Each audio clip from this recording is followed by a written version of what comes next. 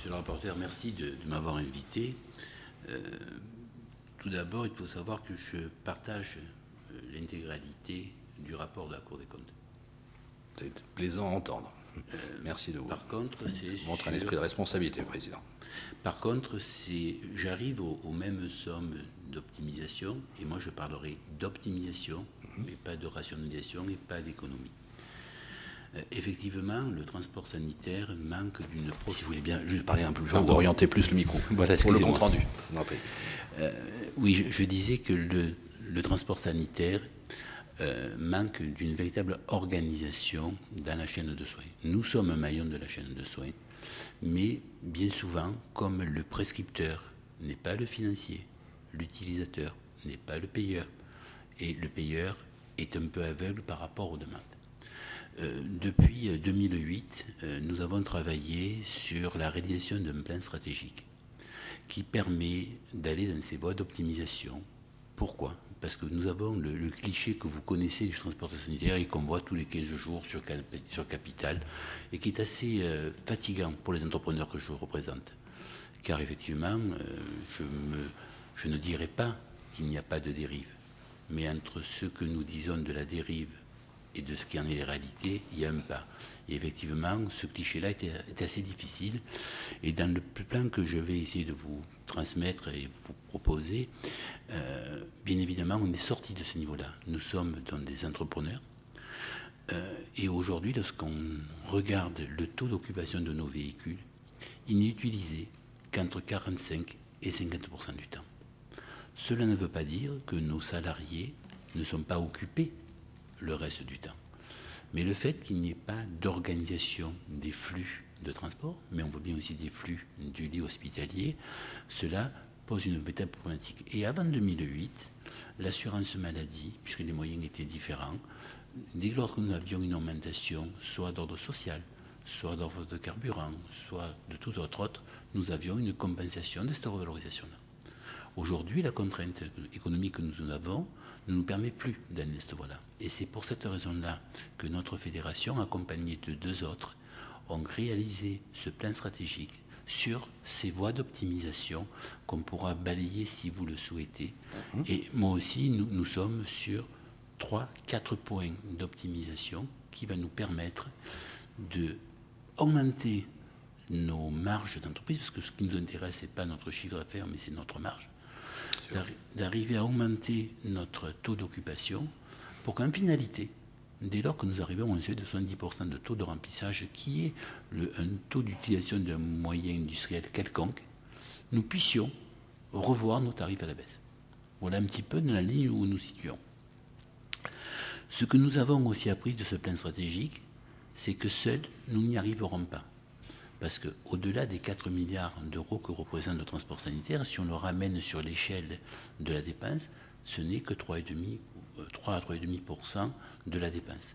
Mais effectivement, on s'est aperçu que c'est un maillon qui permet, si on tire ce fil du transport sanitaire, on peut réfléchir sur l'organisation globale de la filière de santé. Et effectivement, aujourd'hui, on a cette prétention de dire, ben voilà, on veut apporter notre contribution à ce côté-là, voilà ce que nous avons fait. Il faut savoir aussi que dans ce plan stratégique, nous l'avons partagé avec l'Agence nationale d'aide à la performance, qui a permis aussi d'échanger sur la vision et sur le besoin d'organisation globale. Le premier point de notre organisation a été de travailler sur la régulation des flux hospitaliers. Nous avons mis en place des organisations dans différents départements et dans différents hôpitaux qui nous a permis de vraiment mesurer ce qui se passait au niveau des transports hospitaliers. Le premier chiffre qu'on doit retenir, c'est que 65% des patients qui quittent l'hôpital, et c'est normal, les quittent par leurs propres moyens. C'est-à-dire ce sont les familles qui viennent les chercher. Sur ces 35% restants, 80% sont faits en ambulance et 20% en transport assis. Donc déjà, quand on met ce ratio-là, ça nous donne peut-être un visage légèrement différent sur l'utilisation de l'ambulance et du VSL. Une grande difficulté, c'est que là, par rapport à l'organisation de l'hôpital et des dernières consultations, le feu vert pour sortir tourne autour de 14 heures. Et là, on a une véritable concentration de transport, mais aussi une congestion des urgences hospitalières, parce qu'il n'y a pas eu d'anticipation et d'organisation sur ces sorties-là. Comme nous avons souhaité aussi être pédagogues, parce que sinon nous n'arriverons pas à mener l'ensemble de la filière entre infections, cette régulation des flux, elle part surtout sur la gestion des lits hospitaliers. Sur la gestion des lits hospitaliers, comme je vous l'ai dit, deux axes. Un axe, 65% des patients qui quittent l'établissement par leurs propres moyens. Aujourd'hui, avec la crise que nous vivons, les familles ne sont plus à disposition à la minute pour venir chercher la personne à l'hôpital. Donc c'est soit midi, soit vers 16 heures. Et là, on a cette lit hospitalier qui est pris. Et là, nous avons suggéré, nous avons mis en place des salons d'accueil qui permettent de faire un tampon, de libérer la chambre ou de permettre à la personne qui vient par ses propres moyens à l'hôpital d'avoir un accueil personnalisé, puisque la chambre n'est pas prête, ou d'attendre le couloir. Elle a un endroit pour se reposer, pour faire ses formalités administratives, mais aussi pour connaître différemment l'hôpital. Avec ça, on a pu commencer à réguler une première partie. La seconde partie, sur la partie transport commandé pour des professionnels, transporteurs sanitaires, bon, Taxi, on pourra aussi en parler, puisque je n'ai pas de tabou à ce sujet-là, mais je représente essentiellement les transporteurs sanitaires. À ce moment-là, malgré qu'on ait pu anticiper la demande, nous arrivons vers un bouchon, puisqu'il faut attendre le courrier, il faut passer au bureau de centrée, et c'est plus d'une heure et demie d'attente entre chaque transport. Et ce temps d'attente vient désorganiser toute la filière. Ce que nous avons proposé à ce niveau-là, c'est qu'aujourd'hui, on puisse se servir des outils de dématérialisation, notamment d'une messagerie sécurisée, qui permettrait de transmettre les informations du courrier ou les documents administratifs du patient sur les soins de suite, soit vers le médecin généraliste. Voilà ce que nous avons poussé dans cette voie-là. Et là, ce n'est pas une source d'économie directe, au contraire, puisque ça va nous permettre d'avoir une qualité supplémentaire et de décongestionner pour partie les urgences, puisque c'est bien là de ce qu'il s'agit, et par cette pédagogie-là, de dire aujourd'hui, il faut qu'on réfléchisse organisation et non plus claquer des doigts pour avoir un moyen sanitaire. Le deuxième volet de notre travail a été de coordonner les services, notamment pour ce qui concerne les consultations. Nous avons travaillé sur deux axes. Un premier axe, je vais vous donner un exemple. Une personne qui est hémodialysée, qui doit passer 3 fois par semaine en dialyse, on a retrouvé qui passait 4 fois et demi par semaine à l'hôpital. Tout simplement parce qu'il n'y avait pas de coordination entre la radiologie, le service de dialyse, entre la consultation pour un autre examen. Et le fait qu'on ait commencé à mettre en place cette coordination entre les services, on a les premiers fruits qui en sont sortis sur un hôpital qui est l'hôpital de Martigues, où nous avons économisé 3% du budget dialyse lié à l'hôpital. Donc on voit bien que cette partie de coordination commence à permettre aussi à organiser. Le deuxième élément, au niveau de la qualité et de l'économie, bien souvent, lorsqu'on convoque une personne à l'hôpital, on ne demande pas d'où il vient. Et là, ça a son importance parce que lorsque vous habitez dans des zones extra-communales, par exemple, vous habitez à Orly, vous devez venir à Paris, vous allez mettre, si je vous convoque à 8 h du matin, vous allez mettre 2 heures, 2 heures de vie, donc une fatigue pour le patient, et ma tarification va être majorée de 75%. Alors que si on met simplement, c'est des préconisations que nous avons fait, une aide à la consultation, lorsqu'on a la plage horaire de consultation du professeur ou du médecin, ben, le secrétariat, simplement, par rapport à l'adresse du patient, va réguler cela. Et là, il y a deux impacts, un impact de qualité et un impact d'économie significative. Si je vous dis tout cela sur la partie d'optimisation, c'est que par rapport aux éléments que vous avez évoqués, notamment le vieillissement de la population, la maladie chronique, les plateaux hospitaliers, tout cela va nous amener sur une croissance entre 2 et 6%. Qu'on le veuille ou pas, c'est bien la réalité qui va se produire. Et c'est le moment d'aller sur nos voies d'optimisation, puisque cette croissance va arriver, nous on va la retirer et on va apporter une meilleure optimisation, une meilleure régulation et un meilleur remplissage de nos véhicules, donc un impact à moyen terme sur la tarification. Le troisième point de notre travail a été de mettre des incubateurs pour développer le covoiturage. Ça fait quelques années que nous le préconisons et aujourd'hui, on sait que le covoiturage, en 3 ans, est passé de 0 à 13% au niveau du montant de la dépense d'assurance maladie et 30% de patients utilisent le covoiturage. Alors certes, ce n'est pas du covoiturage sauvage, c'est du covoiturage organisé, notamment sur 4 pathologies qui sont l'hémodialyse, la rééducation fonctionnelle, la chimiothérapie et la radiothérapie, qui sont à ces 4 points le plus gros point de dépense du transport assis. Et effectivement, en développant le covoiturage, nous arrivons à être premièrement un développement durable, mais d'après nos estimations, nous arrivons à peu près à 150 millions d'euros d'économiser ou d'optimiser par rapport à l'assurance maladie, 420 000 km économisés pour le transporteur, donc dans le cas de l'environnement, ça a aussi son impact. Et là, on arrive à trouver nos pistes et nos gisements d'optimisation. Le quatrième point... Juste pour préciser, le chiffre exact que vous avez cité, c'était 150, non Alors, nous avons estimé à 150 millions d'euros d'économies sur le plan national, puisque les 3 incubateurs... La logique de mutualisation du transport du VSL, c'est-à-dire embarquer de 3 patients. 3 patients, puisqu'il faut savoir, lorsqu'on met 3 patients dans le véhicule, un abattement est fait de 40%, lorsqu'il y a 3 personnes, et 26% lorsqu'il y a 2 personnes. Et on est vraiment dans une opération de véritable mutualisation. Et les 150 millions d'euros, c'est par an? C'est par an, bien sûr. D'accord. Puisque aujourd'hui... Et vous avez le sentiment que c'est vraiment généralisé sur l'ensemble des VSL de France et de Navarre? Non. Ce que je dis, c'est ce que ça sera... ça peut être généralisé. Puisque les incubateurs que nous avons mis en place démontrent, lorsqu'il y a une véritable coordination entre l'établissement, le patient et le transporteur. Tout à fait. Mais donc c'est une extrapolation, c'est une projection financière. Les Tout 150 millions d'euros, ça n'est pas encore la marge de manœuvre dégagée. Ce que je peux vous affirmer, c'est que sur là, c'était une bonne nouvelle. Non, mais on n'avait pas anticipation. Pardon. Ce qui est certain, c'est que lorsqu'on regarde, et vous pouvez peut-être regarder avec l'assurance maladie, l'extrapolation qu'eux aussi peuvent en faire et la corroborer avec la nôtre, c'est que nous avons pris 3 établissements pour lancer des opérations. Un établissement de chimiothérapie, et 2 établissements de rééducation fonctionnelle. Et quels seraient, à votre avis, les voies et moyens qu'il faudrait utiliser pour une généralisation, soit pour la fin 2014 ou début 2015, dans le meilleur des scénarios? Mais sur l'intégralité du plan stratégique que je vous ai proposé, que je vous laisserai, s'il n'y a pas une organisation commune à la filière, ça ne peut pas fonctionner. C'est pour cette raison-là qu'on avait incité dans la loi de finances 2012 de pouvoir signer des accords entre l'établissement et l'ARS pour avoir une reversion sur les économies générées, parce qu'il faut qu'on puisse intéresser l'établissement à cela.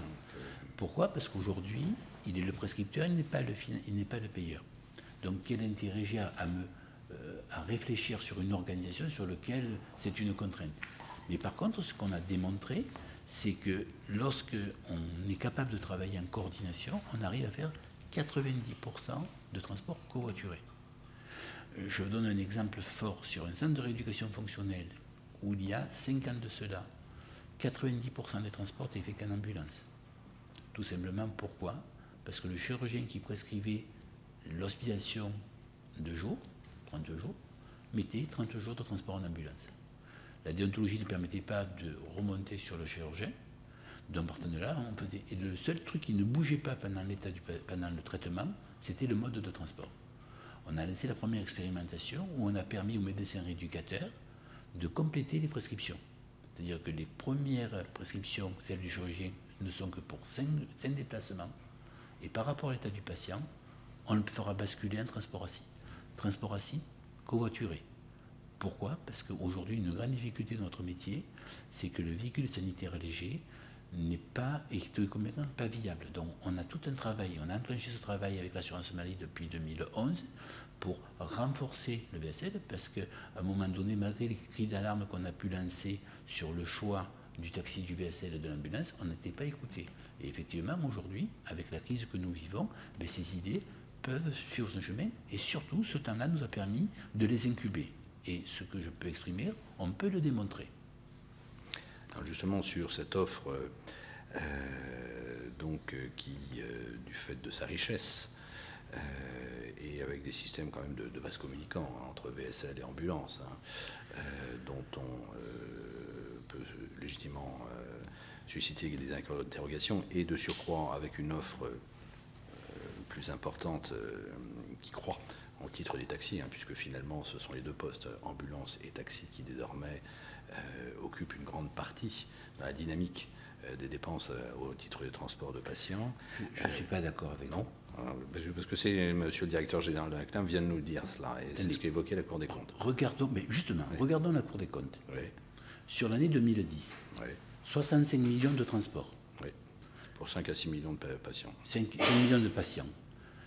15 millions de ces transports-là sont faits en ambulance. 58 millions en transport assis. Sur ces 58 millions de transports assis, 25 millions en VSL, 25 millions en taxi. Pour une dépense de 15 millions de transport en ambulance pour 1,3 milliard, 25 millions en VSL pour 800 millions d'euros, 25 millions de transport pour 1,1 milliard en taxi. Alors quand on parle de vase communicant, je parle plus du vase communicant VSL taxi que VSL ambulance. Pourquoi l'ambulance est à ce niveau-là? C'est tout simplement que la tarification et la prestation n'est pas du tout la même. Absolument, ça approche la centaine d'euros pour les ambulances. Tout à fait, 85, on est à 85 euros, on est d'accord. Par contre, le fait qu'on raccourcisse les séjours hospitaliers de façon forte, ce n'est pas pour autant que notre corps réagit avec la même rapidité. Donc effectivement, puisque nous avons souhaité avoir un référentiel médical opposable, pour dire prescription juste ce qu'il faut, parce que ce qui nous intéresse, ce n'est pas de faire de l'ambulance, ce n'est pas de faire du chiffre d'affaires, c'est d'avoir des entreprises qui sont pérennes et qui puissent jouer leur rôle. N'oublions pas que nous représentons quand même 54 000 salariés non délocalisables avec des voies d'insertion fortes. Un autre chiffre, malgré ces 4 milliards pour l'année 2013, la marge moyenne des transports sanitaires, c'est 0,8%. Quel est le nombre désormais d'entreprises On est aux alentours de 5 400 entreprises, 54 000 salariés. 5 400 entreprises. Oui, vous étiez à 4 660 en 2006. Oui, d'accord. Il y a une forte progression, on pourra aussi s'en expliquer. D'accord. Et donc, au titre des salariés, vous êtes à 54 000. 54 000 par rapport aux 46 000 qui étaient en 2006. Oui. Est-ce que vous avez gardé toujours ce même ratio d'entreprises de taille relativement modeste, c'est-à-dire à peu près les 2 tiers qui ont moins de 10 salariés? Tout à fait. Ou est-ce que le phénomène de concentration, que l'on observe... Ces concentrations sont toujours pas au rendez-vous. On sait que tout le monde y travaille, on cherche la bonne piste, et ça faisait aussi partie des questions que vous me posiez, notamment quelles sont nos contraintes. Je pense que l'effet de seuil y est pour beaucoup. Et on voit bien les gens n'osent pas franchir le pas de 10, ils n'osent pas franchir le pas de 20, et le faire de 50, on est 4% à l'avoir dépassé. Donc effectivement, là aussi, il faudra qu'on puisse réfléchir comment on peut harmoniser ce problème de seuil pour qu'on puisse avoir nos voies d'optimisation aussi. Je ne dis pas de ne pas avoir de relations sociales, ce n'est pas là mon débat, mais par contre, effectivement, entre une entreprise qui a 51 salariés et une entreprise qui a 300 salariés, on n'est pas dans la même cour. Pour revenir à ce que nous disions, j'ai perdu le fil, pardon. C'était sur le sujet en fait des taxis et du problème des vases communicants. Vases communicants, on a bien identifié qu'il y a un petit vase communicant quand même entre VSL et ambulance. Mais pourquoi c'est le terme qui est choisi. Alors bon, au-delà de la sémantique, il y a des possibilités donc de transférer un VSL en ambulance. Non, attendez. Là, je ne suis pas d'accord. Alors allez-y, racontez-le. Je ne suis pas d'accord parce que, vous l'avez dit précisément tout à l'heure, le transport est prescrit médicalement. Tout à fait. Lorsque le médecin, en son âme et conscience, inscrit prescription en ambulance, c'est une ambulance, c'est un VSL, c'est un VSL. Il n'y a pas de modification de base communicante telle que vous le disiez. Et effectivement, souvent on a entendu, puisque c'était encore dans la caricature de Capital dimanche au soir, je veux une ambulance, je veux un VSL, il n'y en a pas, on vous envoie une ambulance. Je suis désolé, les organisations que nous sommes en train de mettre en place arrêtent cela. On est parti de ce n'était pas le sens de mon propos, c'était sur la possibilité donc, pour une entreprise de transport de patients de modifier les autorisations de VSL en ambulance. Alors, quelle est votre position sur le sujet? Le sujet est technique. Hein. Pardon. Ça n'est pas par rapport à la prétention du patient de définir son mode de transport, car il n'a pas compétence, puisque c'est un acte médical et que seul le prescripteur en est responsable. J'avais mal perçu votre question, je m'en excuse, puisque j'étais plus sur le cliché négatif de la profession. C'est pas ça. Concernant le transformation de VSL en ambulance, nous avions fait une proposition en 2011 qui a été retenue, puisqu'aujourd'hui, nous demandons clairement que le transporteur sanitaire ne puisse pas modifier son VSL en ambulance. D'accord. Est-ce que vous êtes partisan du double contingentement, du double plafond? Oui. Plafond pour les ambulances et plafond pour les VSL? Oui. D'accord. Vous êtes donc, comme vous l'avez dit, au travers de différentes préconisations, gestion de fil, modélisation, organisation d'une filière de soins, covoiturage, qui sont en effet des éléments d'ouverture et de rationalisation des moyens affectés. Quel est votre sentiment sur les géolocalisations? Alors, la géolocalisation, je suis complètement favorable, puisque nous l'avons aussi poussé pour deux raisons. Une première raison d'optimisation au niveau de l'entreprise, mais aussi une sécurisation au niveau de la facturation. Tout à fait. Car je suis vraiment très fatigué d'être toujours mis au pilori en montrant que les ambulanciers sont des gens qui interprètent les textes. Et géolocalisation pour tous les types de transports. Bien ambulance, sûr. VLCL et taxi. Alors attendez, le taxi, on va y revenir dans le deuxième niveau. Ouais, c'est particulier. Par contre, parlons de notre métier. Effectivement, la géolocalisation est voulue. D'ailleurs, dans l'avenant 7 que nous venons de ratifier, on l'a réintroduit de façon forte à l'intérieur. Pourquoi? Parce que, 1, ça va optimiser notre flotte. 2, ça va apporter une traçabilité sur la facturation de nos actes. Et dans le cadre de la dématérialisation que nous appelons de nos voeux, c'est un outil essentiel à la traçabilité et à la sécurisation, puisque nous n'avons rien à cacher, et au contraire de pouvoir le développer. La géolocalisation peut être aussi une aide et une traçabilité dans le deuxième dossier que nous verrons, qui est l'urgence hospitalière, qui peut apporter une traçabilité différente. Et on y viendra dans un deuxième temps si vous le souhaitez.